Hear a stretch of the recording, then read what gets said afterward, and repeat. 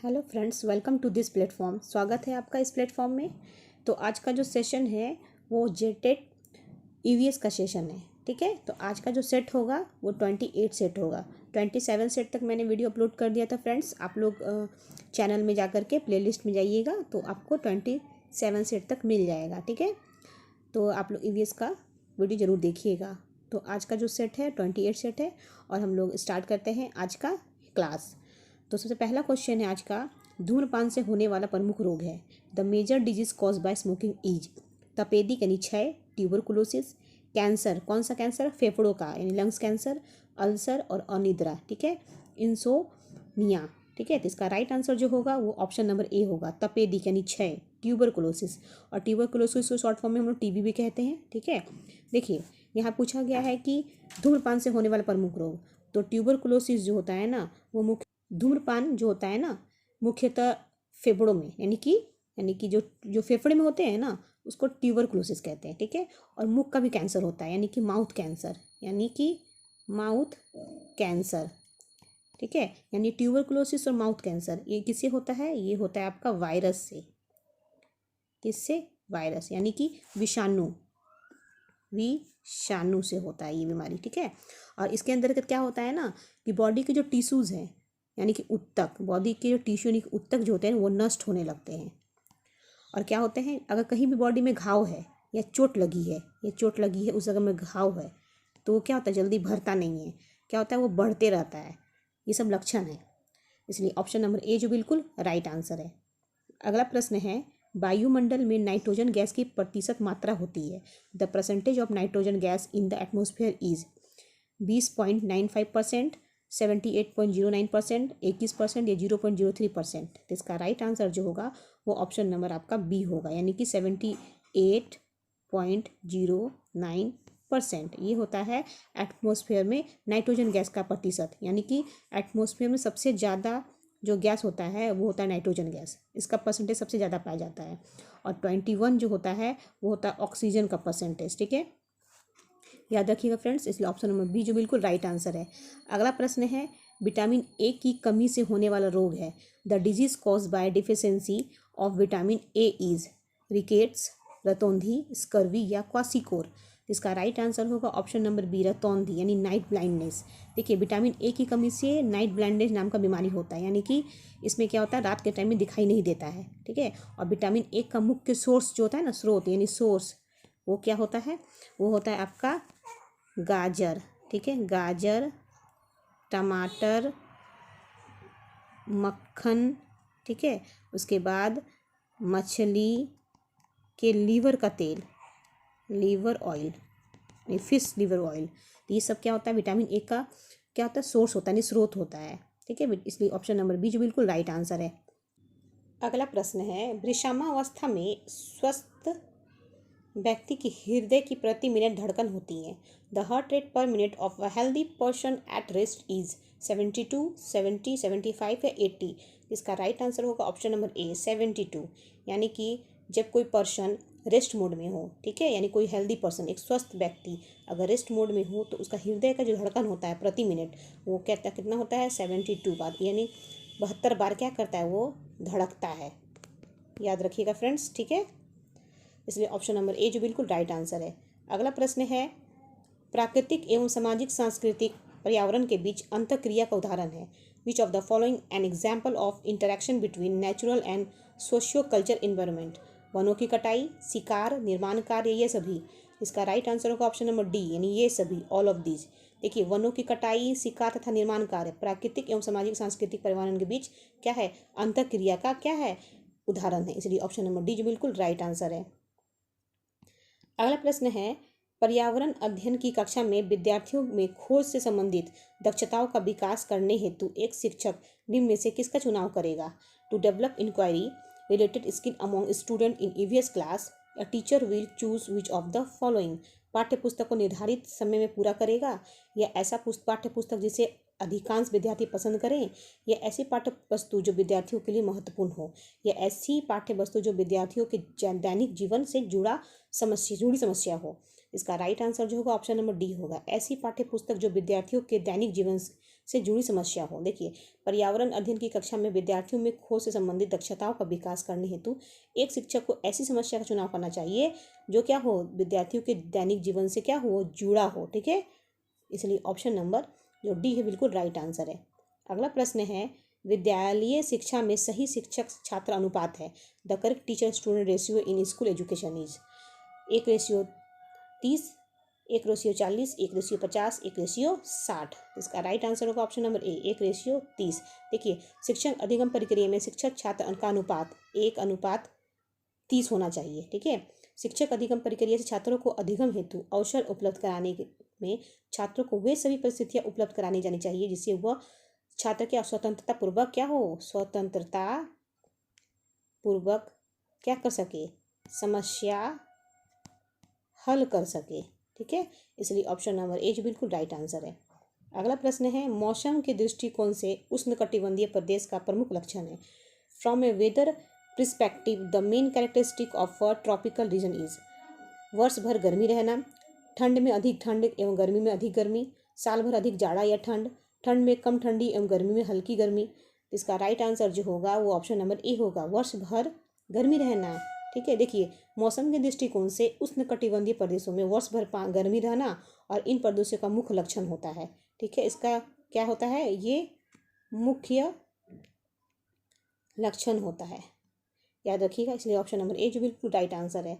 अगला प्रश्न है, पर्यावरण की पाठ्यचर्या में शामिल होना चाहिए। The EVS curriculum should include बच्चों के अनुभव, स्कूल का वातावरण, उपयुक्त पाठ्यक्रम या ये सभी। इसका राइट आंसर होगा ऑप्शन नंबर डी, ये सभी, यानी ऑल ऑफ दीज।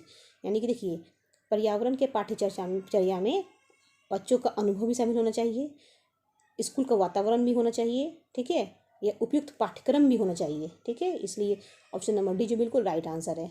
अगला प्रश्न है, दिन और रात होने का प्रमुख कारण है। The primary cause of day and night is सूर्य का अपनी धुरी पर घूमना, चंद्रमा का अपनी धुरी पर घूमना, पृथ्वी का अपनी धुरी पर घूमना या उपयुक्त सभी। तो इसका राइट आंसर जो होगा ऑप्शन नंबर सी होगा, पृथ्वी का अपनी धुरी पर घूमना, यानी rotation of the earth on its axis. देखिए, दिन और रात होने का प्रमुख एवं एकमात्र कारण पृथ्वी का अपने अक्ष पे घूमना होता है। ठीक है, पृथ्वी अपने अक्ष पर झुकी हुई होती है। क्या होती है, पृथ्वी जो होती है ना, यानी अर्थ जो होती है, अर्थ अपने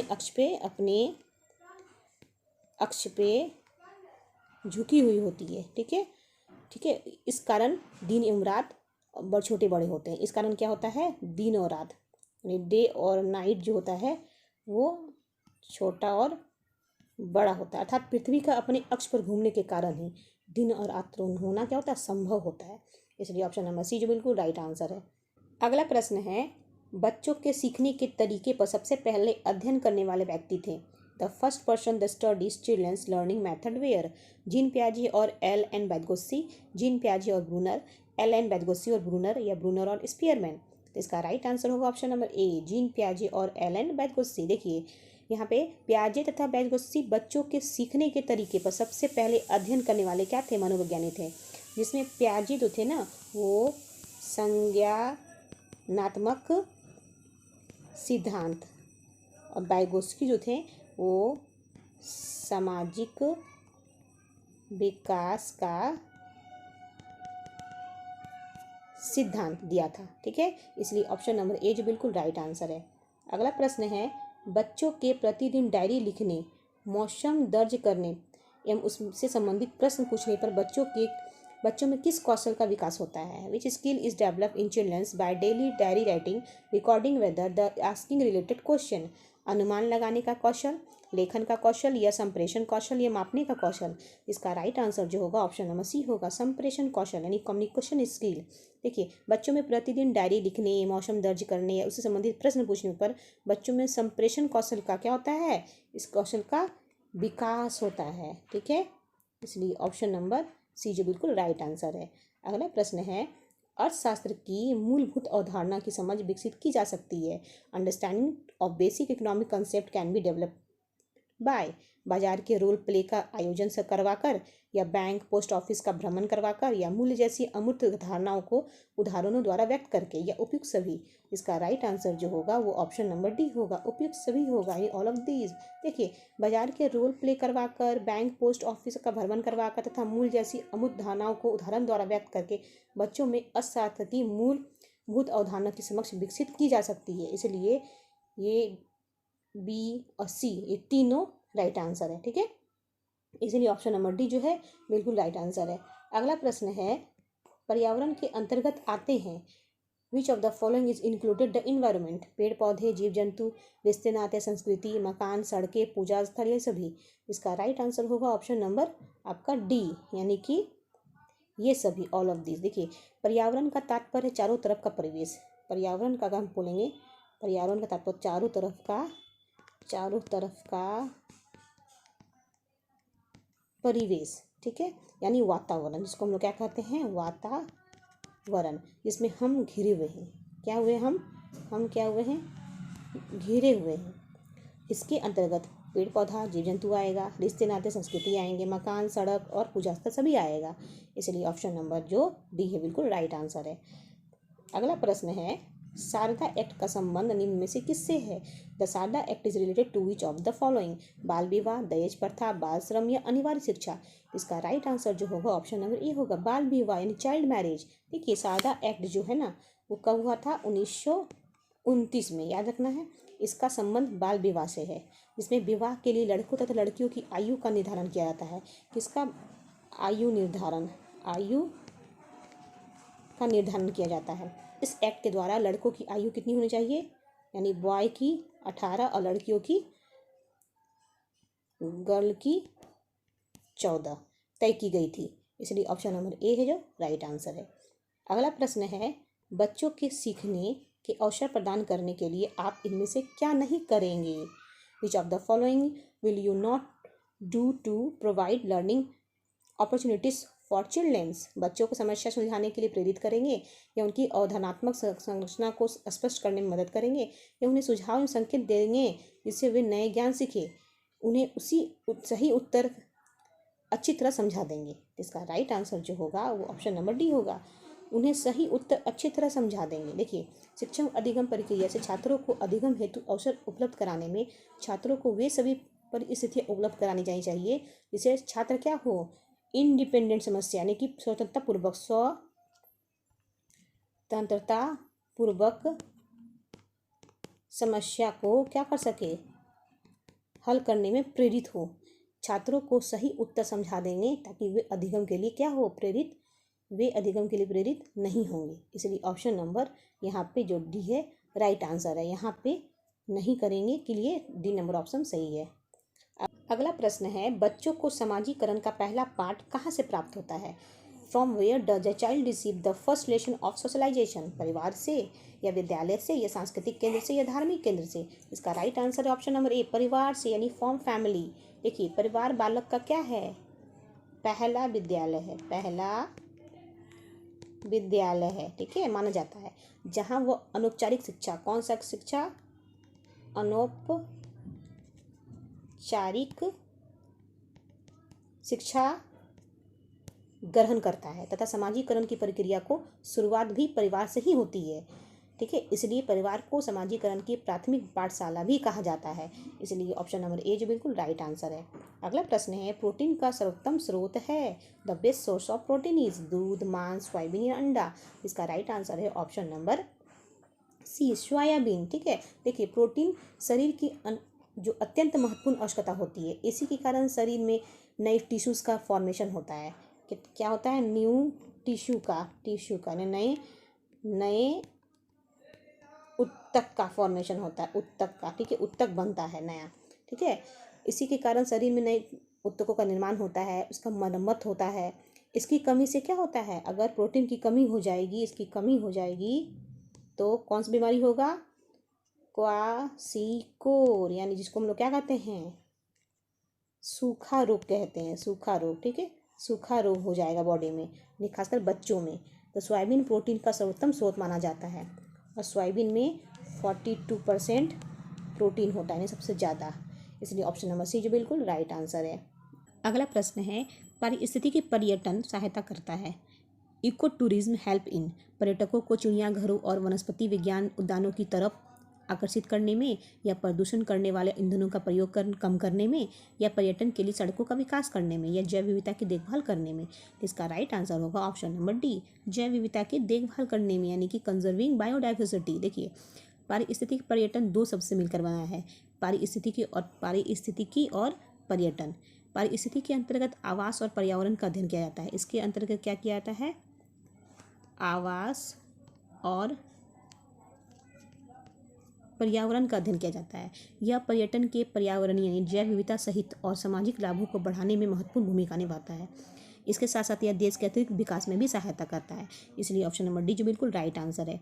अगला प्रश्न है, अनीता रोज पास के तालाब से घड़े में पानी लाती है।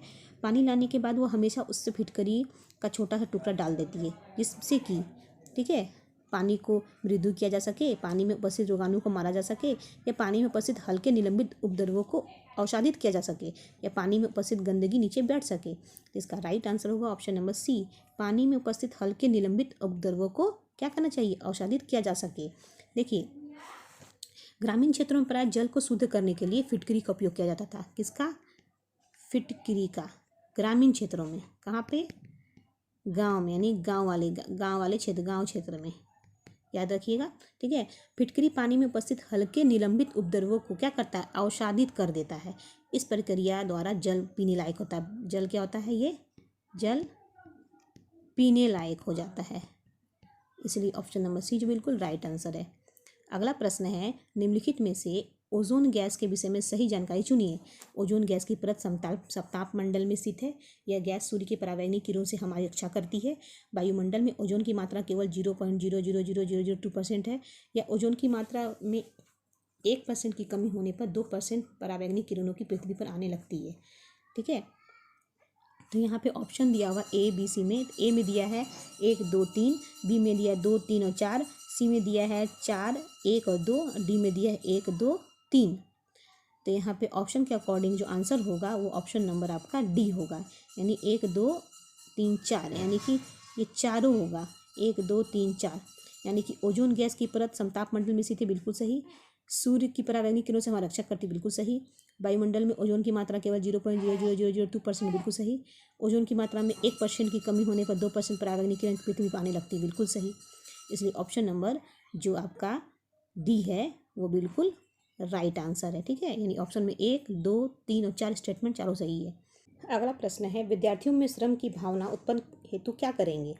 What will we do to include the value of labor among student? विद्यार्थियों के सामने उदाहरण प्रस्तुत करेंगे, या विद्यार्थियों के सम्मुख वास्तविक स्थिति प्रस्तुत करेंगे, या श्रम के महत्व पर भाषण देंगे, या स्वयं श्रम संबंधित कार्य करेंगे? इसका राइट आंसर होगा ऑप्शन नंबर डी, स्वयं श्रम संबंधित कार्य करेंगे। देखिए, अधिगम के दौरान शिक्षक को चाहिए कि वो बच्चों में विभिन्न क्रियाकलाप के प्रति रुचि पैदा करे। ऐसा तभी संभव हो पाएगा जब शिक्षक खुद उदाहरण प्रस्तुत करेंगे। क्या करेंगे? खुद उदाहरण